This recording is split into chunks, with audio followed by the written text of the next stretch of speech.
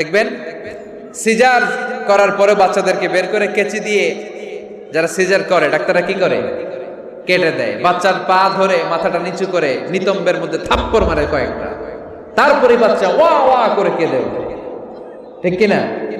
আমরা আমাদের কানে শুনি ওয়া ওয়া, আসলে সে আল্লাহর কাছে কেঁদে কেঁদে ফরিয়াদ জানায়, বলে আল্লাহ 9 মাস 10 মাস মায়ের পেটের ভেতরে ছিলাম, কেউ তো খোঁজ খবর নিল না, তুমিই তো আমার এই নাভির সাথে মায়ের জরায়ুর একটা লাইন দিয়ে ওই এক লাইনে খাবার, এক লাইনে পানি, এক লাইনে বাতাস ঢুকিয়েছ। 9টা মাস এই খাবারের লাইন আমার ঠিকঠাক ছিল, আমার টেনশন ছিল না, কিন্তু দুনিয়ার বুকে আসার সাথে সাথেই এদের সাথে আমার কি শত্রুতা আমি জানি না, আসার সাথে সাথে আমার খাবারের লাইনটা কেটে দিচ্ছে। আল্লাহ একটা মাত্র খাবারের লাইন ছিল, মানুষগুলো কেটে দিল, আমি এখন কি খাবো, আমি এখন যাব কই? আল্লাহ বলে কাঁদিস না, 8 মাস যেমনি খাওয়াইছি এখনো খাওয়াবো। সুবহানাল্লাহ পড়েন। খাবারের একটা লাইন ছিল, কেটে দিয়েছে, ওই একটার বিপরীতে তোর মায়ের বুকের ভেতরে এখন খাবারের 2টা লাইনের ব্যবস্থা করে দিলাম।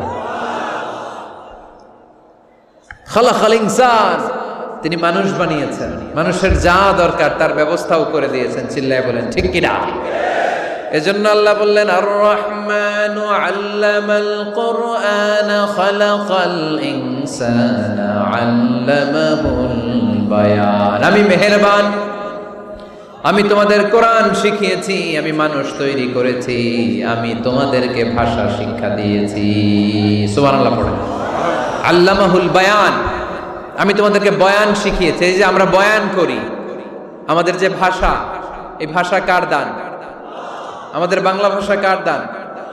পৃথিবীতে অনেক ভাষা আছে, একটা ভাষার প্রকাশভঙ্গির সাথে আরেকটার মিল নাই, একটার প্রকাশভঙ্গির সাথে আরেকটার মিল নাই।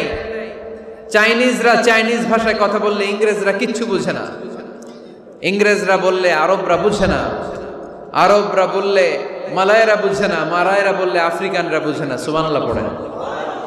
আমি অনেক দিন দেশের বাইরে থাকি, 10 বছরেরও বেশি আমি পড়াশোনা করি, এখনো পিএইচডি করি।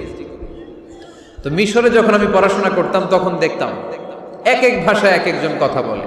আমরা বাঙালিরা যদি কোনো কথা বলে হাসাহাসি করি, হেসে হেসে আমরা কুটি কুটি হয়ে যাচ্ছি, মরে যাচ্ছি, কিন্তু ওরা হাসে না, বিদেশিরা, ওরা বুঝে নাই। আবার ওরা যখন কথা বলে হাসে, আমরা কিছুই বুঝি না। সুবহানাল্লাহ পড়বেন না? ওইটা বাদ দেন, আমাদের বাংলাদেশে আসেন, আমাদের বাংলাদেশে এক এক জেলার সাথে আরেক জেলার ভাষার ভিন্নতা আছে না নাই? সুবহানাল্লাহ পড়বেন না? ঢাকার ভাষার সাথে ফরিদপুরের ভাষার অমিল, সিলেটের অনেক অমিল, চট্টগ্রামের অমিল আছে না নাই? সবচেয়ে বেশি অমিল সিলেটে আর চট্টগ্রামে, ঠিক কিনা? ওনাদের ভাষাগুলো এমন, শুনলে বোঝার উপায় নেই যেটা বাংলা ভাষা না অন্য ভাষা, কিন্তু প্রত্যেক আঞ্চলিকতায় একটা মাধুর্যতা আছে না নাই? আল্লাহ পাক এই কোরআনের মধ্যে আঞ্চলিকতার দাম দিলেন। হিশাম বিন হাকিম বিন হিজাম কোরআন থেকে তেলাওয়াত করতে শুরু করলেন।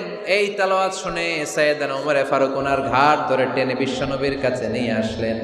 ওমরে ফারুক বললেন, ইয়া রাসূলুল্লাহ, দেখেন হিশাম বিন হাজিম কেমন করে কোরআন পড়ে, দেখেন ভিন্নভাবে কোরআন পড়ে। আপনি শিখাইছেন একভাবে, ও পড়ে আরেকভাবে, ওর বিচার করেন। আসলে আরেকভাবে পড়ে নাই, অন্য আঞ্চলিকতায় পড়েছে। যেমন আমরা পড়ি ওয়াদ-দুহা ওয়াল লাইলি ইযা মা ওয়াদ্দাআকা রাব্বুকা ওয়া মা ক্বালা ওয়ালাল আখিরাতু খায়রুল লাকা মিনাল উলা। কিন্তু কোরআনের আরেকটা লাহজা বা আরেকটা পড়ার পদ্ধতি আছে, যেখানে ওনারা পড়ে ওয়াদ-দুহা ওয়াল লাইলি ইযা সাজা মা ওয়াদ্দাআকা রাব্বুকা ওয়া মা ক্বালা। সুবহানাল্লাহ পড়বেন না? হাশিম বিন হিকাম এরকম বাঁকা করে পড়ছিলেন।